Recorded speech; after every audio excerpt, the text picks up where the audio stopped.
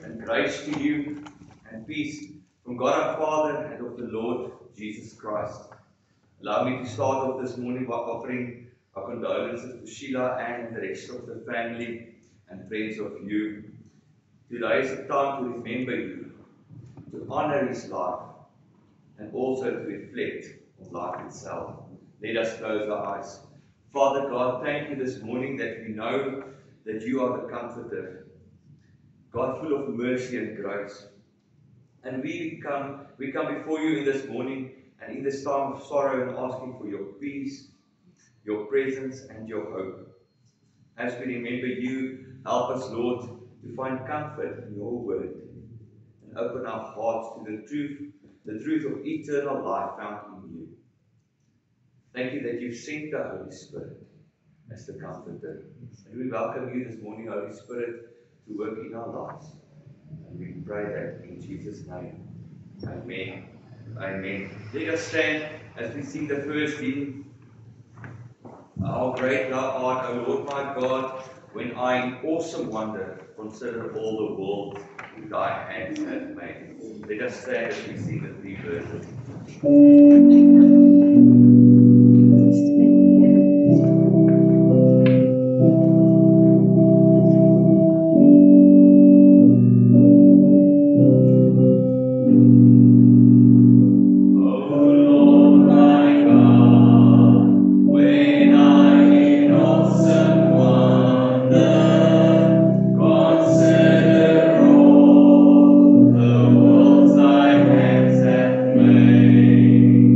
I see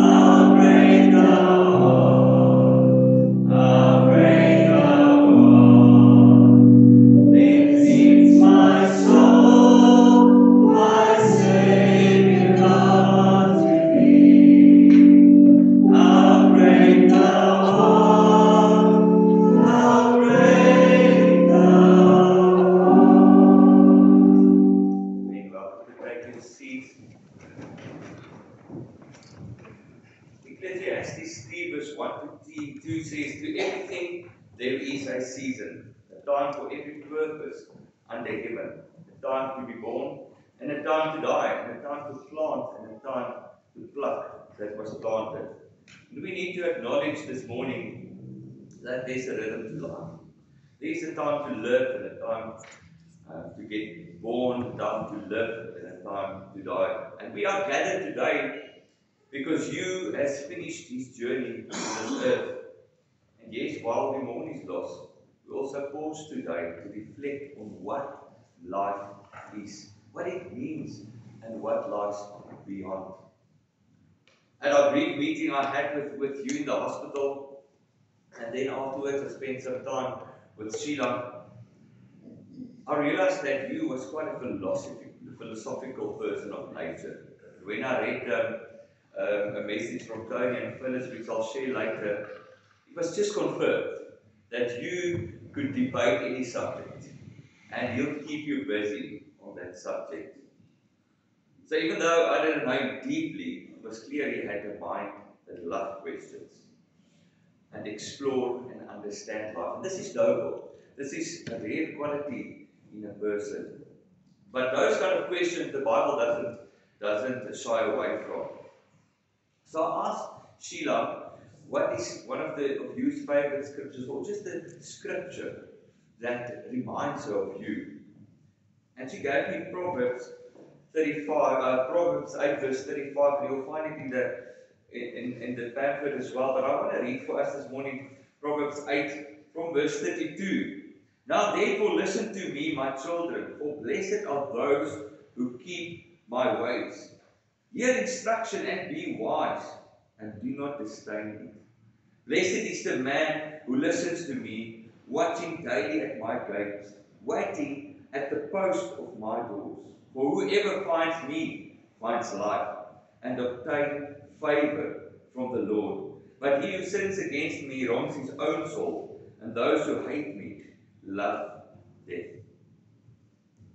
So Proverbs 8 is poetic. And it's talking about wisdom personified. And it speaks through wisdom, is calling out to humanity. And that reminds us a lot about how Jesus calls out to us and how God calls out to us. See, the Bible wisdom is more than just intellect. It's about God and living in harmony with His truth. Now you that love philosophy, a word that literally means I love wisdom. And that for me is such a rare quality in a person, that you say, but I love wisdom. I want to gain wisdom. I think you would have loved this topic this morning and this verse, because it's so philosophical. It poses that to find true wisdom is to find life itself. True wisdom, according to Scripture, is not just knowing facts. It's discovering the source of life. You see, in Proverbs 8, is seen by many as a prophetic glimpse of Jesus and an embodiment of His divine wisdom.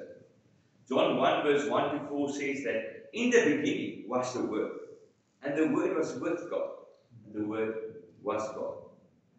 He was in the beginning with God. All things were made through Him, and without Him nothing was made that was made. And in Him was life, and life was the light of men. Now Jesus said to us in John 14 verse 6, I love this verse, Jesus said, I am the way, the truth, and the life. So we just read in Proverbs here about wisdom personified. And now Jesus is saying to us, but He's the way, the truth, and the life. And no one comes to the Father except through me as life. He's the truth, the way, and the life. So we always think is there a life beyond this one? And what does it look like, that life beyond where we are? You see, we always sit with this question as we in the sorrow time and with youth passing, where is you now? I met Him. And I must tell you, when you meet someone that knows the Lord, your spirit witness with their spirit. And he still said to me, Johan, when I come out of here, we're going to sit and we're going to get philosophical and we're going to debate topics. And I was looking forward to it because I love it when people are like that. And you know, us as theologians and pastors sometimes get so stuck in the stuff that we learn in college or university. And I always say to people around me, don't ever put God in a box. Because that's what theology sometimes does. And we need to be able to be freed from that. 2 weeks ago, we celebrated the resurrection of Jesus. And it's important that we understand that when we go past the cross, that we need to step into that resurrection life. You see, we can't keep, and listen to me this morning, we can't just keep thinking of our sins, and we need to understand who Jesus is. He's the way, the truth, and the life. He's the life. He's not just the one that reminds us of our sin. That the devil does. When we confess our sins, the Lord says, He forgives us all our trespasses. He forgives us that. So we can't pretend this morning that we have all the answers. I can't, as a person. But the Bible gives us the assurance about God's love and God's justice. God alone knows every one of us sitting here today, our heart. He knew you's heart. He knew how you was hungry for more. He was hungry for wisdom. And wisdom personified is what we read in Proverbs. And it's so beautiful. If somebody is like that and we can discuss topics and we can look deeper into topics. I had a chat with Sheila and it was so beautiful that even with some other faiths, he used to ask these questions. You know, because we get so stuck, as I said before, in our way of thinking, we don't allow sometimes Holy Spirit to share more in our lives because we are so stuck. So my challenge for us this morning is that when we look at youth life, we must learn from you. Those of you that walk the close road with you, I know that Sheila's a different person to this of you. I know that each of you sits here today, came here for a reason because you has made a difference in your life. And that wisdom that he carried in him, that philosophical thinking he carried, attracted people to him, attracted conversations.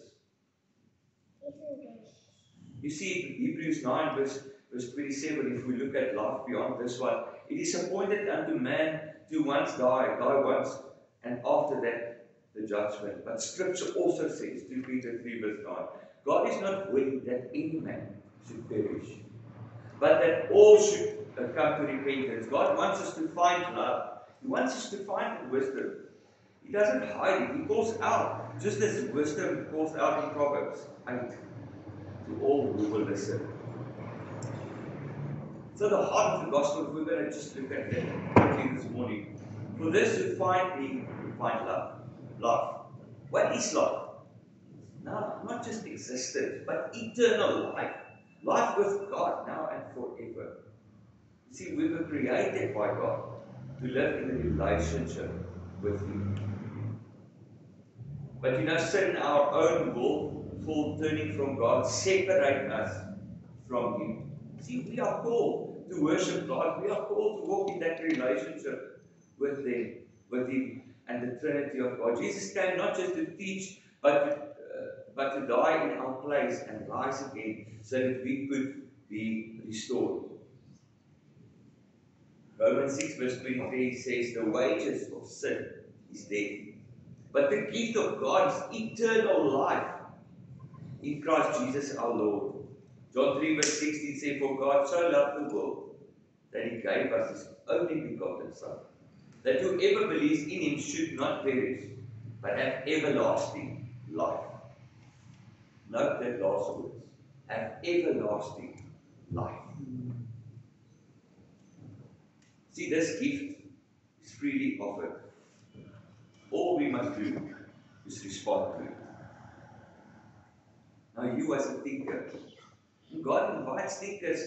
God even invites doubters or seekers. Anyone who is willing to listen and consider the call of Christ. You see, the cross is the greatest intersection of justice and love. At the cross, Jesus took our punishment so we could be forgiven. Then he rose from the grave so that we could live a resurrected life in him eternally. And we need to be able to see that. He called us to a resurrected life. He doesn't call us to sit and stay in our sin. He wants us to get free from that sin. He wants us to live a life that worships him, that's in relationship with him. And he wants us to have life. He wants us to ask the questions, these philosophical questions that you did. He wants us to ask those questions. Because wisdom is what is personified here, and that is what almost reflects Jesus. So what is our invitation? So where are we standing with God today? Today, maybe you sit here and you get a call for the first time, just like this wisdom calling in Proverbs 8. Maybe you sit here this morning and you say, yo, I've not even been in a church for a long time. But I need God in my life because he gives us direction. He gives us life, a resurrected life. And you know, life is fragile. Death is a certainty. We don't know, us that sits here today, who's next. We don't know. We don't know that. But eternal life is promised for those who believe. So I want to encourage this morning reflection. What is the meaning of my life? And I preached in our church on Sunday and we spoke about dreams. And sometimes we tend to just carry on with life, but we miss that resurrected life in Christ. Because we get so used to the things going on around us. So what is the meaning of my life? This reverend that stands in front of you today, what's the meaning of my life? What's the meaning of your life sitting here this morning? What will happen to you and I when we die? Do we have that assurance that when I breathe my last breath that I will go to heaven? And have I found the life that God offers? Or are we still searching? Romans 10 verse 8 says, if we confess with our mouth Jesus is Lord and believe in our heart that God raised him from the dead, you will be saved. So if you were here today in person with this love for pondering on life's biggest questions, I believe that you would urge each of us to consider these things seriously and not to put them off. You would want us to think about these questions. Think about, what is life? Am I missing life? Am I missing what God has for me? Because I'm struggling to find life. And maybe that might be because of the lack of relationship with God, the Father, the Holy Spirit, and Jesus. So God is close to the brokenhearted. So while we cannot fully understand, we can rest in the character of a good, loving, and just God. And in this time of sorrow and in this time of mourning, he's the one that can support us. And we all know that you had a difficult time the last couple of years. And I think he's, and I read something and I read it now, but he's probably playing rugby or something, because that's who he was. He was into sports. He was loving it, man. He lived life. Him and Sheila did things. And may us truly, truly learn from that this morning. Let us close our eyes. Lord, thank you for the life of you. And as we commit now further this memory into your hands, we pray for the comfort for all of us that believes. And Lord, we thank you that you offer eternal life to all who find you. Help us, Lord, to seek that life. Help us to seek your purpose and destiny in our lives. And Lord, help us to make sure that our lives are in good standing with you. And that we accept you. That we read your word, Lord, to get more wisdom.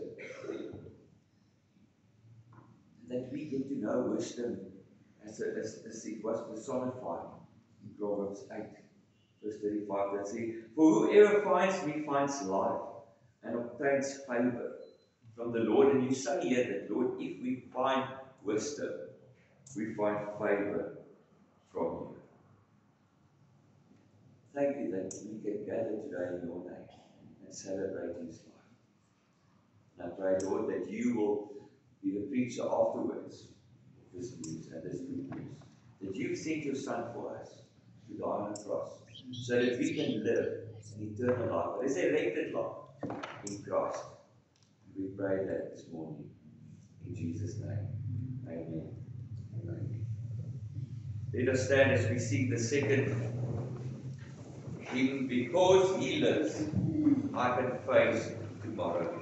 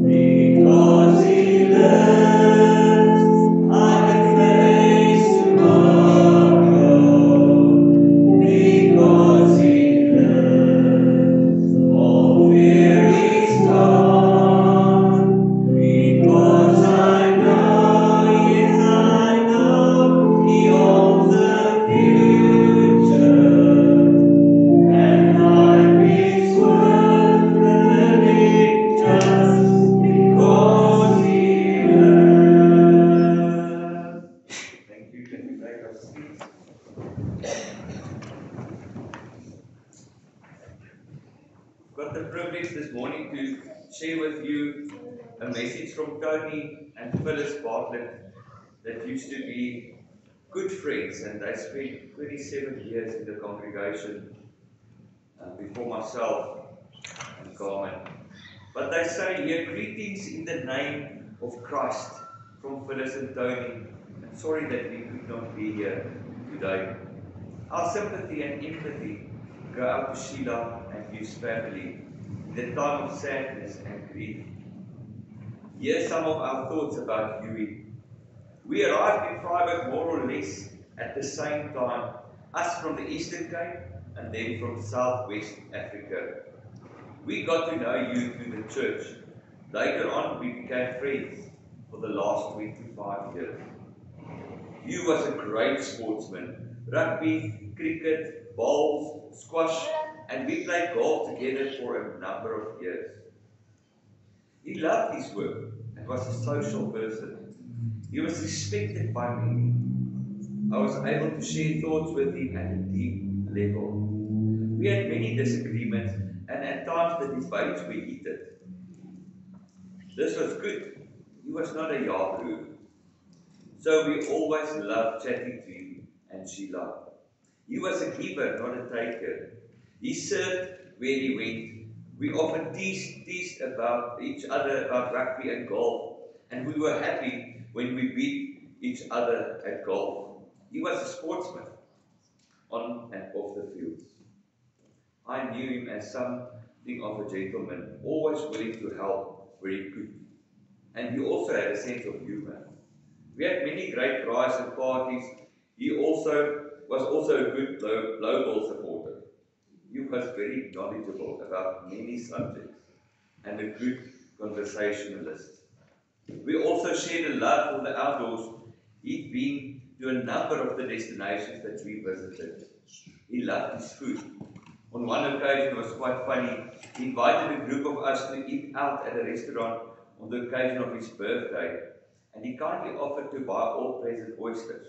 Quietly he said, I hope no one accepts, because these things are very expensive. To his surprise, everyone accepted. I think he was somewhat shocked. And this was before the main meal. He loved good food and also biltong. He was a man's man, but treated all women with great respect and was well liked. He looked after Sheila, well treated her like a lady. I guess privately, he was never perfect like all of us. It was difficult to see you go from a great sportsman and a big guy to losing all the strength that he had to be a weak person. I know the suffering of his mind was awful, let alone a weakness in his body. He did not moan much, but he was terribly frustrated at his sickness. Life is tough, and often things don't turn out the way we want them to. We also had fellowship as Christians. You would be missed by all, especially Sheila. Sheila, may God comfort you. Cry as much as you want. Read the Psalms and remember, Jesus promised us a resurrection and the union, and His Holy Spirit will help you. You rest in peace till we meet again. Love in Christ, Tony and Phyllis. I would want to welcome Brian O'Neill, long-time friend. Also, he wants to say a couple of words. Welcome. Good morning. It's good to see you all here. Listening to Pastor Johan. I've known you since 1972. 53 years more or less. We met one another in the Magistrates Court in Victoria. He was a family court clerk, I was a bell clerk. We both went to the army. We went to the Air Force, I think. I went to the army. It was a lot clever about it. Came from the right side of town, I came from the left side of town. But we really met up in the details. And we were duly examiners together. And what you heard about you is true today. I just want to say this. I'm sad, but I'm also very glad. This crazy and life is worth living, but just because it is. So many people seem to think that you can't have God in your life and have life. You want the epitome of it. We used to sit down, Tony spoke about the mention of it, we played bridge. We played bridge. We suffered. Person asked me, we played bridge. We swapped partners. So she would be my partner, then I would be his partner. I don't know who won, but we played and we enjoyed it. We enjoyed the food. We enjoyed the wine. You can enjoy wine in no problem. You can have fun in no problem. What for me was a great testimony for him. He was empathetic. He really was empathetic. He had a hard skin outside, but inside he was soft. And even when I saw him the last time we were out there was in January. And he looked at me with compassion. And he was in such a difficult position. He couldn't even get up. We had to help him out of his bed onto the wheelchair. But he still had that heart for us. We really said to my wife this morning, the English language is actually, well, in fact, all language is a little bit short of what it can be. Because I said, we have fond memories, or we have fond memories. No, we have them now.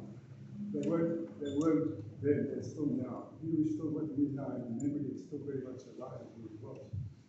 And he displayed exceptional resilience. He taught me to play squash, so he was very passionate, although he hit me a couple of times before. And he did have that sense of humor. A little bit dry for me. At my 60th, he gave me a wonderful birthday present. At least he thought it was. I don't know whether she can remember what it was. But it was a thick black coat.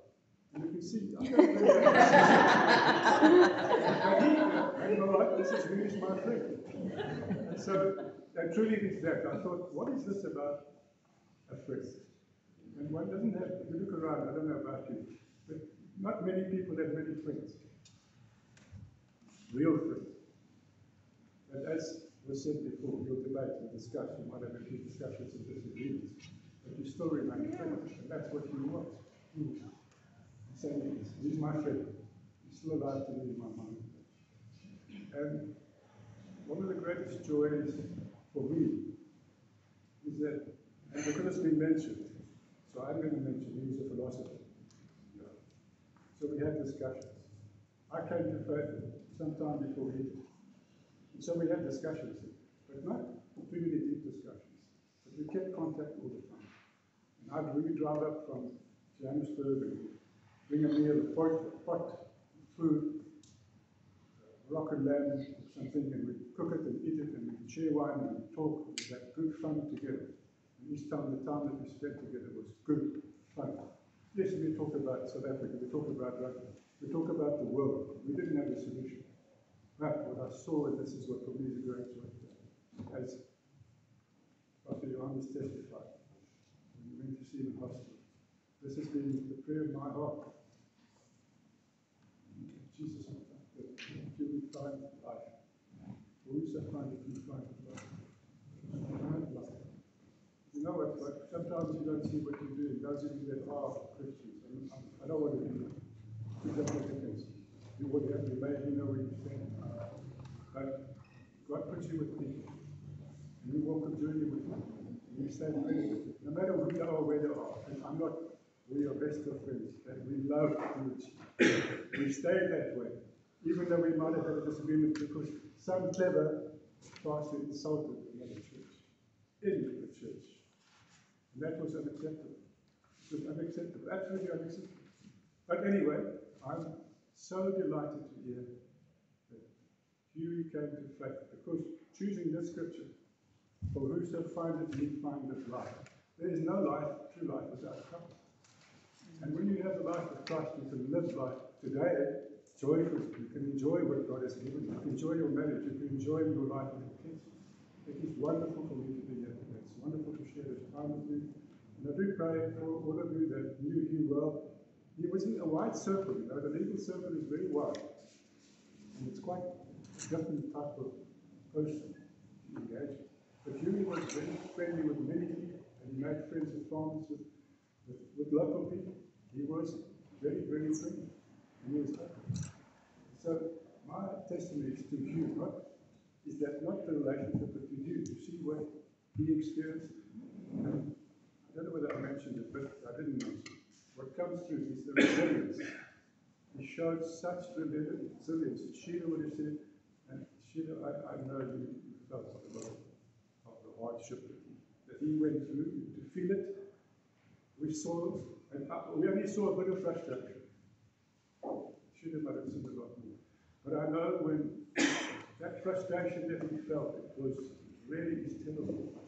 And it was terrible to see. We've been coming up year after year trying to do it. John down there. The last time we saw it, which was really, very sad. I am pleased to say, I'm sad that he's gone. I'm pleased to know that where he's gone. Now, you can say, how can you say? I said, you find out, you also know. To find if there was anyone else before I hand over to Uncle Tony. Anyone else that wanted to say a few words?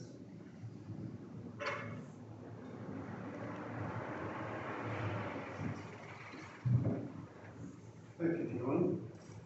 Thank you, Brian. Both of you mentioned a couple of words that I really need to expand on in a few minutes.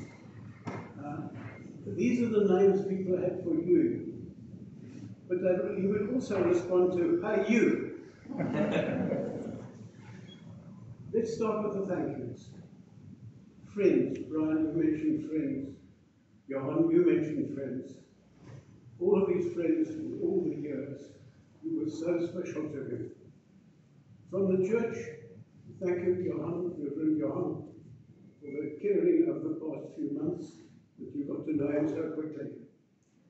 Tony Bartlett, whose words you heard earlier, he led you spiritually for most of his life. Charmaine, thank you for the organ work. Jeanette, beautiful flowers, aren't they lovely?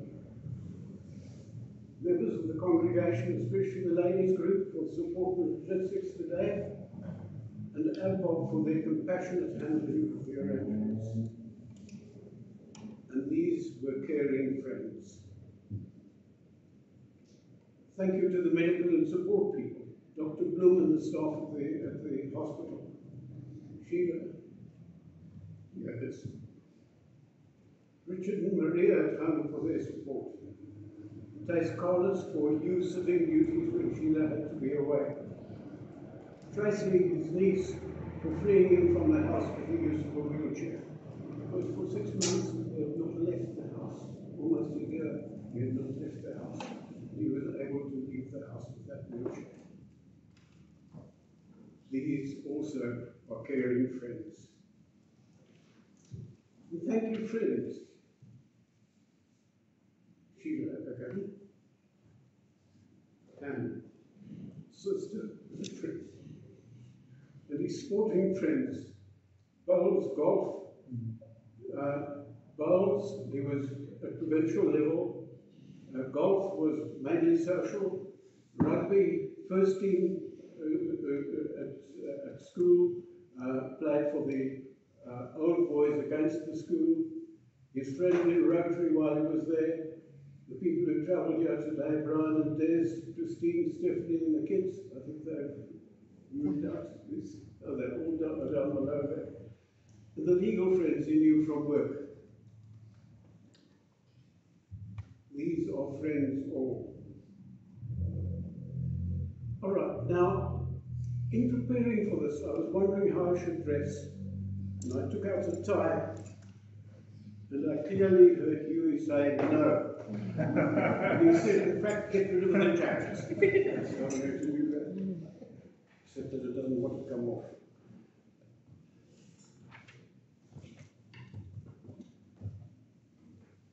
So, he expects us to move on and remember him.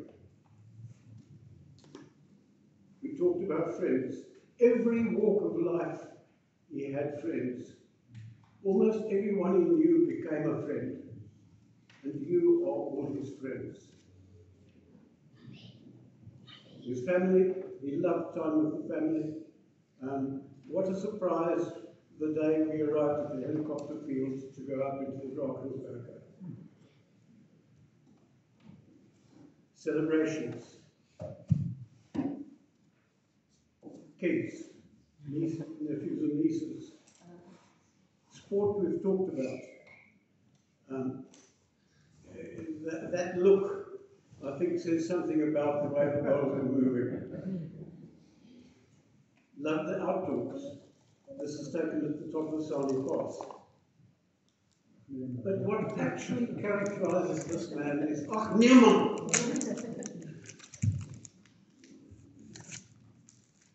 That phrase, and this is where Johannes helped me, I was trying to think what are the relevant meanings. And what it actually means is that Huey has a philosophy, and ach, niemand is used when other people depart from that philosophy. So, political situations, age and aging, games, family, news, all of these attracted Huey's attention and also his sense of humour. And apologies if I offend anyone with cartoons at a memorial service like this. His work colleagues, I'm quite sure that legal people, deeds people, have heard him say, ach, niemand, when something went wrong with the registration. Quite sure of that. No evidence, but I'm quite sure. disappointment. In bridge, he would use a language, a new bridge language. Who dealt this rubbish? My hand is 4 no points. Wink, wink, nudge, nudge. And all of that was lubricated by Cabernet, preferably in large bottles. I have to tell you that this has the characteristic of NSFBC, not suitable for bridge clubs. Achneeman means satire for political situations. Very close to the age of King Charles. King Charles getting to grips with Buckingham Palace. These are memes that he sent that indicated his feeling about life.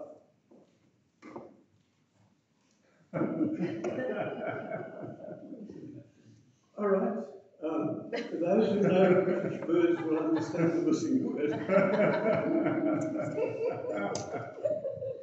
On the question of health and aging, when you get beyond a certain age, the doctor says, put us on wherever it is painful.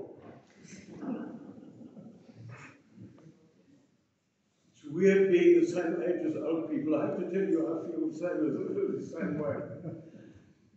So, his treatment of his friends, his family, his sportsmen, his legals, his deeds were all related with humour, honesty, respect, and integrity, all the way through.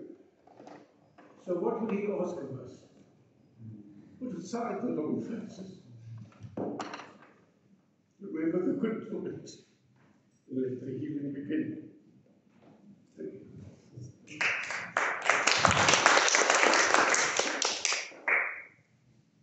I would like to read the 2 letters for us in the pamphlet. Our Uncle Hugh, always a legend in our eyes. Your contagious laugh and naughty sense of humour was something we enjoyed with every visit and will remember forever. These last few years have been hard for you. It was hard to see such a loving man go through what you did. We will remember you as you were, strong, happy, full of life. We are glad your body is now whole. You are at peace. Probably playing golf or rugby, maybe walking your precious dogs. We love you, Christine and Stephanie. The back to my brother Hugh Cole, a constant presence in my life. Always fondly remembered. Walking to school with you through frost-covered grass. Proudly watching you play soccer, cricket, and rugby for your school, including 2 years for the Pretoria Boys High rugby first team.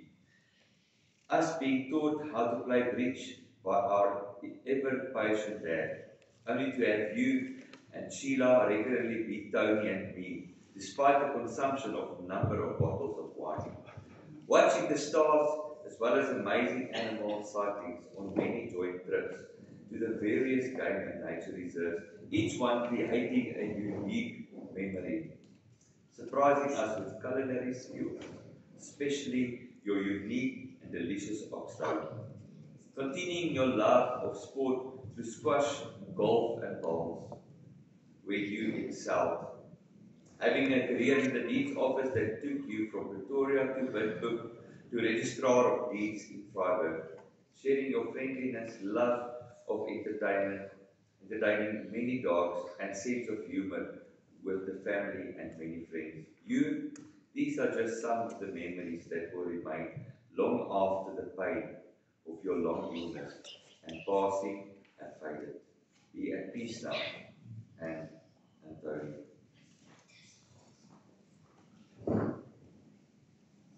Can we just stand as we close in prayer this morning? This morning we do this in loving memory of you, Cole Davey, born 18th May 1953 and passed on 9th of April 2025. Father, thank you this morning that we could gather here to not just mourn but to celebrate his life. And as we heard all the testimonies about him and who he was, Lord, it makes us joyful also, because we know that He's with you. We know, Lord, that His body is now healed and whole. And we pray, Lord, in this time of mourning, the next couple of weeks and months, as we carry on, Lord, I pray that you will bring healing in our inner beings as well. We pray for Sheila and the rest of family Anne and everyone that loved you so much, that you will bring healing and you will bring love and peace and mercy to each of us. And we thank you for that. And the grace of the Lord Jesus Christ, and the love of God, and the communion of the Holy Spirit be with us all. In Jesus' name. Amen.